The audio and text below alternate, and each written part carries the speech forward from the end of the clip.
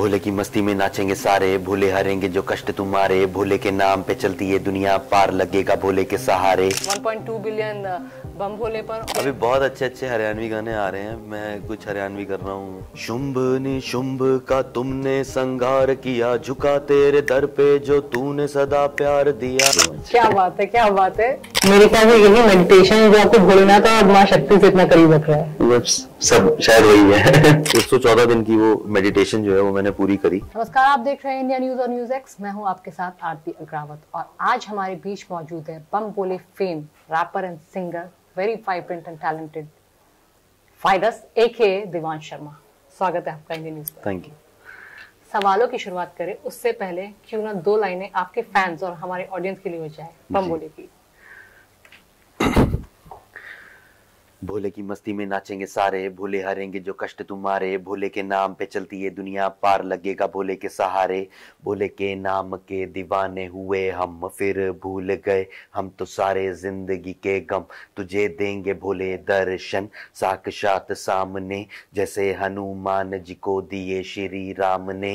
भोले की भक्ति में मिल के सारे आज बोले, हर हर Mahadev Mahakal Bam Bhole. Thank you so much. क्या बात है, क्या बात है। दो लाइनों ने एकदम समा बांध दिया। Thank you. यूजुअली लोग पेपी नंबर्स पे रैप करते हैं जी, लेकिन भगवान के गाने पर, भोलेनाथ के गाने पर और एक अलग ही उसका क्रेज रहता है, उस पर रैप, ये कैसे आपके दिमाग में आया? क्या क्रिएटिविटी, क्या थॉट प्रोसेस था इसके पीछे? जब ये गाना क्रिएट किया बैक इन 2017 में जी, तो 2017 में ये गाना बनाया और सावन का समय था। तो उस दौरान मैंने ये पहला गाना, मतलब मेरा फर्स्ट सॉन्ग था जो मैं करने वाला था। तो यही डिसाइड हुआ, मैंने और अनुपा जी हम बैठ के बात कर रहे थे कि किस तरह का गाना करें। तो हमने कहा कि भोलेनाथ के गाने के साथ शुरुआत करते हैं।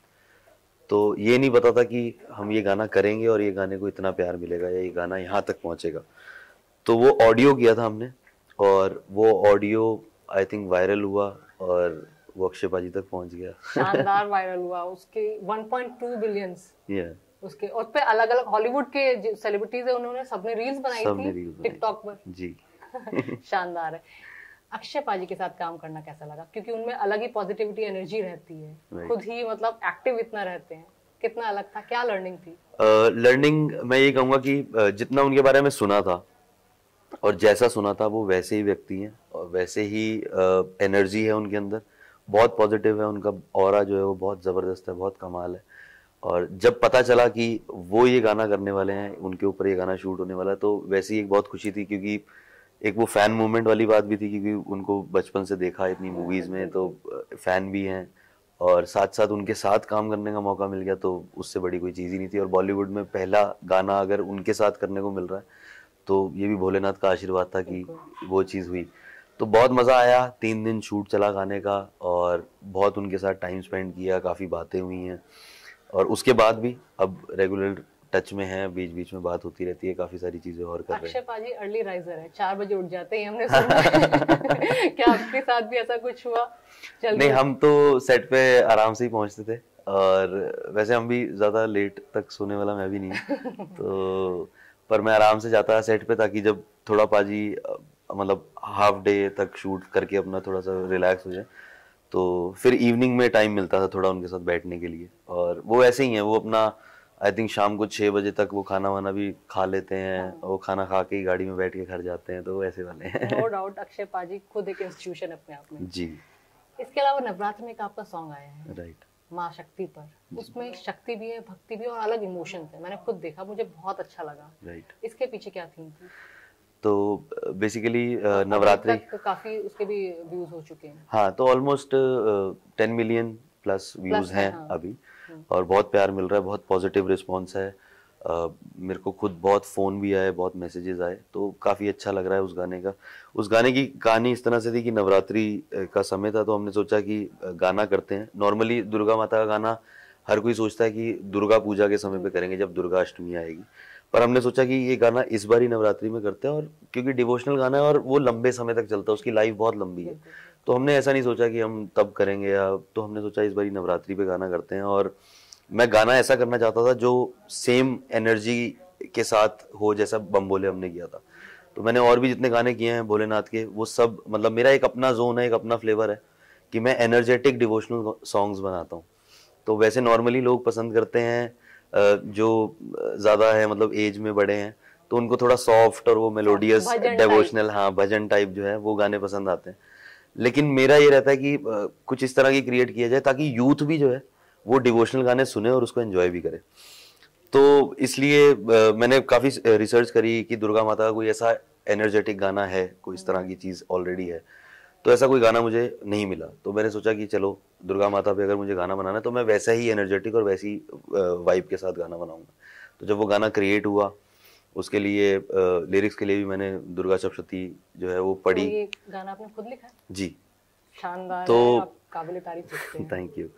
तो फिर उसमें से काफ़ी सारी चीज़ें निकाली, तो वो लिखा, गाने को म्यूज़िक क्रिएट किया, सारी चीज़ें जब हुई तो उसके बाद मुझे लगता है उस गाने को सुन सुन के ही वो वाइब आ रहा था कि वो एक कनेक्शन दिखाना चाहिए वीडियो के अंदर, कि जहाँ पर एक माँ और एक बेटी का रिलेशन दिखे, एक वो माँ की जो शक्ति है और भक्ति है जैसे आपने बोला, तो वो दोनों का जो कॉम्बिनेशन है सामने उस स्क्रीन पर दिख रहा है। हाँ, तो हमने एक मैसेज भी देना चाहा सेव गर्ल चाइल्ड का। हाँ। एक हमने माताओं, बहनों, बेटियों में दुर्गा का वास होता है, एक उस तरह का भी मैसेज जो है वो इस वीडियो से आता है। और एक माँ किस तरह से एक माँ का ट्रांसफॉर्मेशन होता है जब उसके बच्चे पे कोई आँच आती है, तो एक वो ट्रांसफॉर्मेशन जो है वो भी दिखा है, वो दुर्गा के रूप में कैसे आ जाती है एकदम, कोई भी माँ अपने बच्चे के ऊपर आँच आने भी नहीं देती, वो आपने उस एल्बम में बखूबी दिखाया जी। तो क्यों ना अभी वो वाइब मैच करवा देते हैं, दो लाइनें हो जाए। शुंभ निशुंभ का तुमने संगार किया, झुका तेरे दर पे जो तूने सदा प्यार दिया। रूप यश हो देती तुम रोग नाश करती हो, काम क्रोध शत्रु का तुम विनाश करती हो।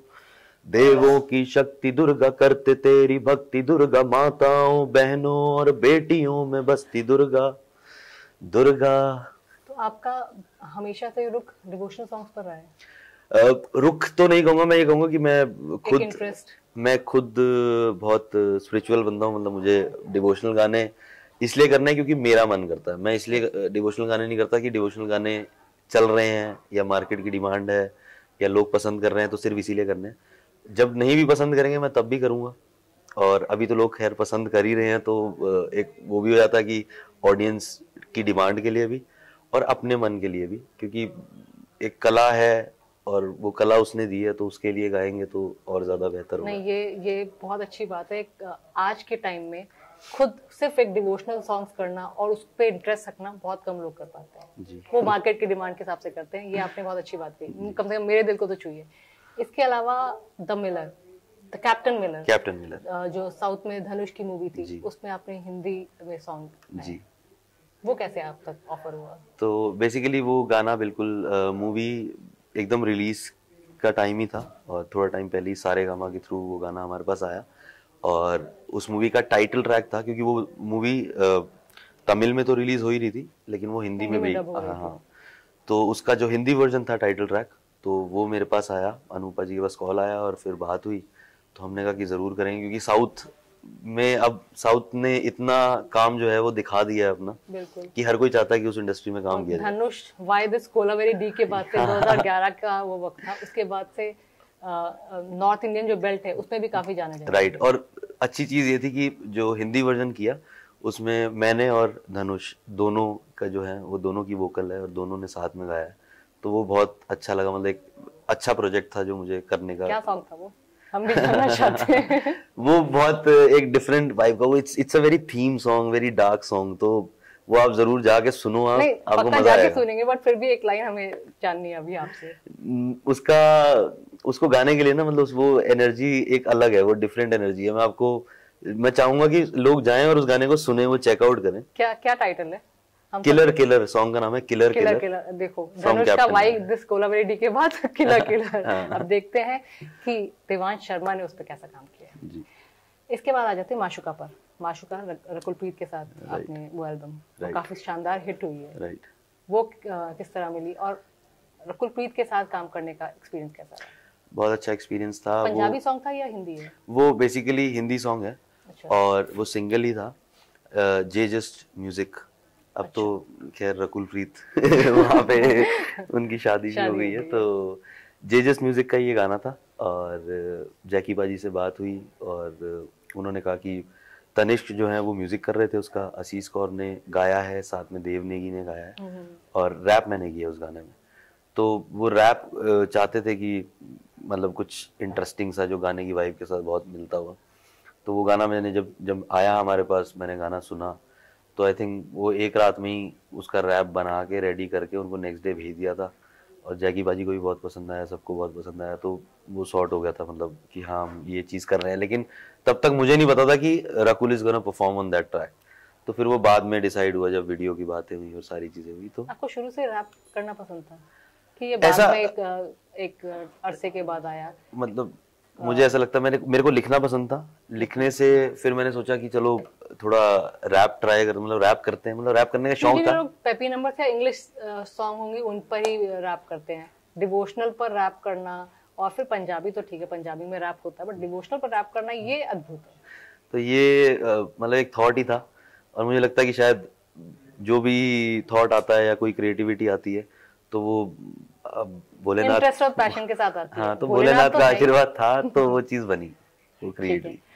हरियाणवी भी गा लेते, मतलब कुछ तो छोड़ दो पंजाबी, हरियाणवी, हिंदी, साउथ भी पहुंच गए। अभी बहुत अच्छे अच्छे हरियाणवी गाने आ रहे हैं, मैं कुछ हरियाणवी कर रहा हूँ, कुछ मैं भोजपुरी कर रहा हूँ और हाँ मैं कुछ रीजनल गाने अब मेरा ये टारगेट है कि मैं अलग अलग लैंग्वेजेस में काफी सारे गाने करना चाहता हूँ। लेकिन बेसिकली आप पंजाब से? हाँ मैं basically I am from Uttarakhand, मैं देहरादून से हूँ। अच्छा जी, और मैं पंजाबी इंडस्ट्री में बहुत काम कर चुका हूँ, मैं मुंबई काम कर रहा हूँ और अब मैं रीजनल गाने जो हैं वो भी बहुत सारे कर रहा हूँ। हरियाणवी कैसे मिला? और हरियाणवी तो बहुत ज्यादा अलग लैंग्वेज हो जाती है।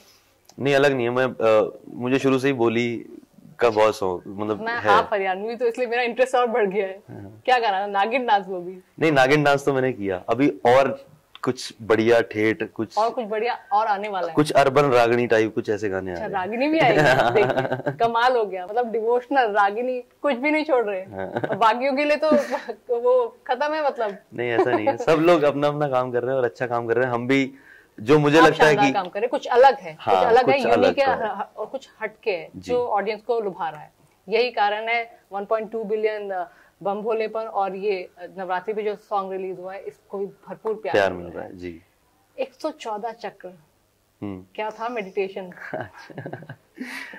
तो एक फेज था जहाँ पे मेरे को लगा कि मुझे मेडिटेट करना है और डिसिप्लिन लाने की जरूरत थी या फिर कुछ कंसंट्रेशन के लिए, नॉट बेसिकली खुद को काम डाउन करने के लिए, या फिर शांत एक होता है ना बहुत टाइम आप काम कर लेते हैं उसके बाद थोड़ी शांति चाहिए, उसके लिए मेडिटेशन? क्या कारण था? देखो, आपको जब आप बचपन से बड़े होते हो ना तो आपको बहुत सारी चीजें परिवार से मिलती हैं, जैसे रिलीजियसली बहुत सारी चीजें आपको सिखाई जाती हैं, बताई जाती हैं, तो आपका एक विश्वास होता है भगवान की तरफ। लेकिन जब आप मतलब सुनते हो या कहीं पे पढ़ते हो और आपको ये पता चलता है कि कुछ और भी है जो भगवान से मिलन करा सकता है, तो अब किसी में वो चाह होती है कि वो चीज करना चाहता है, किसी में नहीं होती है। मुझे तो लगता है हर एक को करना चाहिए, जो करेगा और जिसको वो फील होगा तो वो शायद ज्यादा बेहतर समझ पाएगा इस चीज को। तो मैंने जब इनिशियली स्टार्ट किया तो बहुत टाइम लगा, 1 महीना 1.5 महीने तक, तो मतलब धीरे धीरे वो बॉडी यूज टू हुई कि हाँ। पर जब वो 1-1.5 महीने का समय निकल गया तब जाके धीरे धीरे वो बॉडी में एक फील, एक सेंसेशन, एक वो ऑरा, क्रिएटिविटी, वो सारी चीजें अपने आप को पता चलती थी। तो कनेक्शन फील हुआ? हाँ, तो वो कनेक्शन जो है वो फिर मैंने 114 दिन का, क्योंकि 114 चक्र होते हैं, हर कोई आपने बहुत सारे इंटरव्यूज या पॉडकास्ट देखे होंगे जहाँ पे 7 चक्रों के बारे में बात होती है, लेकिन टोटल हमारी बॉडी में 112 चक्र होते हैं, 2 चक्र हमारी बॉडी के बाहर होते हैं, तो टोटल 114 चक्र होते हैं। और 114 दिन की वो मेडिटेशन जो है वो मैंने पूरी करी और सुबह उठ के ब्रह्म मुहूर्त में, और फिर तो ऐसा हो गया था कि मतलब अपने आप आँख खुल जाती थी। हाँ, खुद ही आँख खुलती थी और आप बैठे हो, आप ध्यान में हो, आप कितने लंबे समय तक बैठे हो आपको नहीं पता चलता। तो एक वो जोन जो होता है ना, उस जोन के बाद जो आपको रियलाइज होता है या जो चीजें घट रही हैं और किस तरह से हो रही हैं उनका आभास होना, वो आपको बताता है कि क्या कनेक्शन है। मेरे ख्याल से यही मेडिटेशन है जो आपको भोलेनाथ और माँ शक्ति से इतना करीब रख रहा है। सब शायद वही है। वर्ल्ड कप के लिए भी आपने एक सॉन्ग गाया दिलेर मेहंदी साहब के साथ, वो कैसे मिला और क्या सॉन्ग था वो? तो वो गाना जो था वो बेसिकली इंडिया का जो वर्ल्ड कप था, तो वर्ल्ड कप के दौरान एक कंपनी है उनसे बात हुई और वो चाहते थे कि एक गाना क्रिएट किया जाए जो वर्ल्ड कप पे, और मेहंदी साहब की आवाज तो ऑब्वियसली आप जानते हैं, तो वो एनर्जी वो पावर तो उनकी हाँ, तो उनकी आवाज में कमाल किया। और उन्होंने आज तक किसी से कोलैबोरेट नहीं किया था एज अ रैपर, तो मतलब कोई रैपर था ही नहीं आज तक जिसने दिलेर मेहंदी जी के साथ गाया हो। तो ये भी एक बहुत अच्छा एक्सपीरियंस था कि बीइंग द फर्स्ट रैपर कि उनके गाने में आपने रैप किया। और वो बहुत कोई कमर्शियल गाना नहीं था या कुछ नहीं था, पर वो गाना स्टेडियम में ही बजा, सारी चीजें वही। हालांकि इंडिया वर्ल्ड कप नहीं जीत पाई, पर हमने पूरा अपना एफर्ट किया कि वो चार्ज करके रखे। गाना वर्ल्ड कप के लिए बनता है वो अपने आप में कमर्शियलाइज हो जाता है। पर वर्ल्ड कप हर 4 साल में आता रहेगा, वो गाना वापस बजता रहेगा और जीतेंगे जल्दी। जल्दी जीतेंगे हम भी। अभी T20 वर्ल्ड कप आ रहा है, शायद ये जीतेंगे। वर्ल्ड कप आ रहा है, उम्मीद करते हैं कि इंडिया टीम अच्छा खेले। फिलहाल तो आईपीएल चल रहा है। हाँ। तो आईपीएल का भी जोश हाई हो जाता है अगर आप वो गाते गाना। हाँ, मैं आईपीएल चाहता हूँ कि एक बार आरसीबी जीते। हम भी उम्मीद करेंगे कि कम से कम 7वां सीजन है, एक बार तो आरसीबी जीते। हाँ, एक बार मैं विराट कोहली के हाथ में कप देखना चाहता हूँ। विराट कोहली के फैन है आप? हाँ। क्या बात है। अगर विराट कोहली इंटरव्यू देख रहे होंगे तो देखिए, विराट कोहली मतलब आपके फैन ये है जिनकी पता नहीं कितने लाखों करोड़ों की संख्या में फैंस है। लोग बाहर भी फैंस है, रील्स बनाते हैं इनके गानों पर। और मुझे बहुत मजा आया ये जान के, मेरे को कुलदीप यादव है इंडियन टीम में बॉलर है, जो उनसे मेरी मुलाकात हुई और उन्होंने बताया, कह रहे इतना गाना बजाया आपका ड्रेसिंग रूम में, इतना बजाया, और कह रहा सब नाचे हैं, तो कोई ऐसा नहीं। विराट कोहली भी वो देखकर फैन हो गए आपके। तो आई थिंक पूरी इंडियन टीम जो है वो उस गाने पे नाच चुकी है, सबने वो गाना बहुत सुना है। तो आई थिंक अब तो गुनगुना दीजिए ना, क्या पता इसी यही सुनकर आरसीबी इस बार कप ले आए। अभी तो गुनगुनाया मैंने आपके लिए, बम बोले तो मैं ऑलरेडी। बम बोले नहीं, वर्ल्ड कप वाला सॉन्ग। वर्ल्ड कप वाला सॉन्ग, वर्ल्ड कप में एक्चुअली मेहंदी साहब की जो लाइन है तो वो थी कि वर्ल्ड वाइड ये नारा है, वर्ल्ड कप हमारा है, जीत की तैयारी है, इंडिया सब पे भारी है। तो अब देखो इंडिया भारी हो जाए T20 में। इंडिया भारी है, और अगर आईपीएल की बात करें तो आरसीबी सब पे भारी है। अभी आरसीबी टेबल में नीचे है, पर ऊपर आ जाए किसी विराट कोहली जी जिता दीजिए। आरसीबी के फैंस बेसब्री से इंतजार कर रहे कि फाइनली कप आए। राइट। इसके अलावा आगे के क्या प्रोजेक्ट्स हैं? आगे बहुत सारी कोलैबोरेशंस आ रही हैं, कुछ गाने बॉलीवुड के हैं जो शायद इस साल के एंड तक आ जाएंगे, और उसके अलावा कुछ सिंगल्स हैं जो मेरे अपने हैं, वो मैं रेगुलरली कर ही रहा हूँ। रीजनल मैंने आपको बता ही दिया कि मैं गिप्पी पाजी के साथ भी काम किया आपने। गिप्पी पाजी के साथ किया मैंने, जदो नच दिया तू गाना किया था उनके साथ, और हो सकता भी आते मतलब उनके साथ भी कुछ और भी करें। वो एक्चुअली मूवीज में बहुत ज्यादा बिजी रहते हैं, तो वो उनको उनके साथ गाना करने के लिए समय निकालना पड़ता है, उनसे समय लेना पड़ता है, तो वो वाली चीज है। नो डाउट वो बिजी हैं। तो काफी सारे और आर्टिस्ट हैं जिनके साथ अब कोलैबोरेशन कर रहा हूँ मैं, और पंजाबी गाने भी आएंगे, हिंदी भी आएंगे, हरियाणवी आ रहे हैं, भोजपुरी आ रहा है, तो हर एक रीजनल लैंग्वेज, और शायद उत्तराखंड की भी रीजनल लैंग्वेज में एक गाना आ रहा है। उत्तराखंड वालों देख लो। भोजपुरी, पंजाबी, हरियाणवी कुछ नहीं छोड़ने वाला ये, और हो सकता है कुछ दिनों में सुनने को मिल जाए तेलुगु और मलयाली भी कर रहे हैं शायद। क्योंकि मैं साउथ इंडिया में काफी रही हूँ, तो मुझे बड़ा अच्छा लगता है, बहुत ज्यादा कनेक्शन फील होता है। क्योंकि जैसे ही धनुष का नाम आया तो मेरे को याद आ गया वो टाइम जब मैं वहां पर ही थी 2011 में, जब, और उसके बाद सोनू निगम के बेटे ने भी बहुत क्यूट सी आवाज में कोलावेरी गाया था न्यू ईयर के टाइम पर, तो पुरानी यादें। खैर, रैप अप करने से पहले छोटा सा रैपिड फायर, ठीक है? आपके लिए मैंने छोटे से क्वेश्चन तैयार किए थे। आपका favourite Bollywood singer, playback singer? Favourite playback singer Arijit Singh. Arijit Singh and all time? नहीं, ऑल टाइम में अगर आप जाओ तो कुमार सानू, उदित जी, कुमार सानू। तो कुमार सानू का कोई गाना जो फेवरेट हो? सोचेंगे तुम्हें प्यार करेंगी। ऋषि कपूर और दिव्या भारती, लाइनें गुनगुनाएंगे? रैपिड फायर में इतना ब्रेक क्यों आ रहा है? इतना ब्रेक इसलिए आ रहा है क्योंकि हम आपकी आवाज इतनी शानदार है, उसमें खो जाना चाहते हैं। Thank you. इसके अलावा कोलैबोरेशन की बात तो आपने बता दी, बहुत सारे रीजनल सॉन्ग कर रहे हैं जी। इसके अलावा कोई ऐसा जो जानकर हम लोग भी चौंक जाए कि ये कोलैबोरेशन वाओ इतनी जल्दी?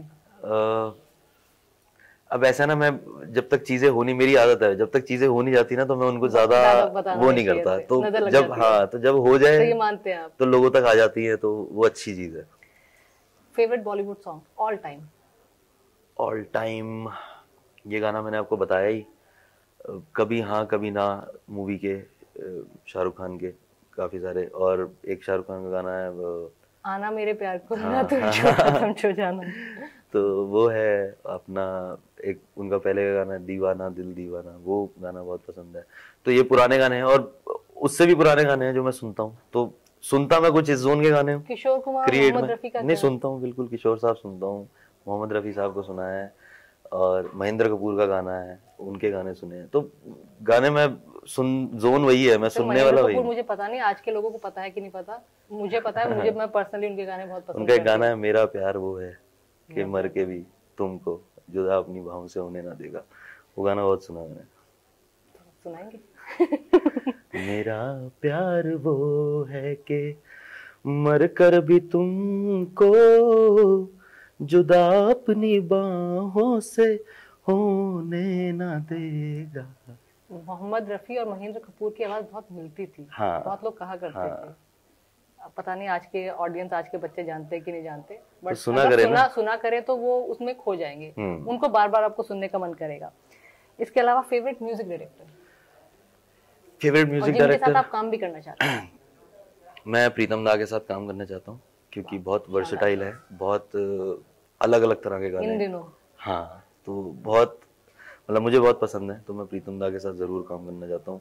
सलीम सुलेमान है, बहुत अच्छा, मतलब उनकी कॉम्पोजिशंस। शुक्रान अल्लाह। हाँ, तो आपका ओपिनियन अभी आजकल जो रीमिक्सिंग वाला ट्रेंड चल रहा है?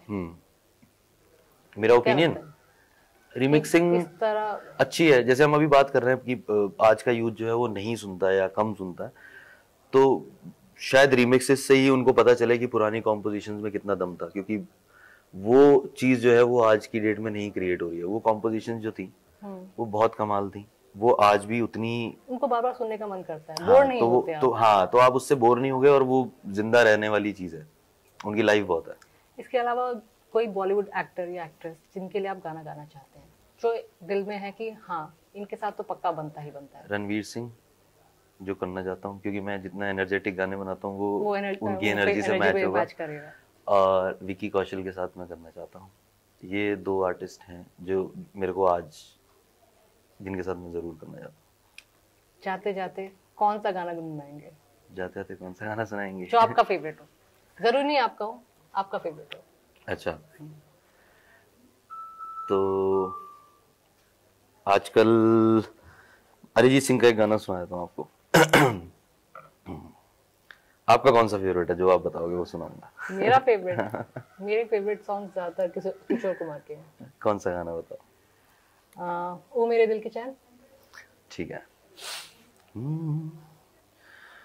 ओ मेरे दिल के चैन, चैन आए मेरे दिल को दुआ कीजिए। दो लाइनें आपने कहा था ना, दो लाइनें सुना। वो तो दो लाइनें बोलने वाली बात होती है, उसके आगे ओ अपना ही साया देख के तुम जाने जहां शर्मा गए, अभी तो ये पहली मंजिल है, तुम तो अभी से घबरा गए, मेरा क्या होगा सोचो तो जरा, आए ऐसे ना आहें भरा कीजिए। शानदार शानदार, बिल्कुल बिल्कुल मन नहीं कर रहा कि इस म्यूजिकल नाइट को बंद किया जाए, कि मैं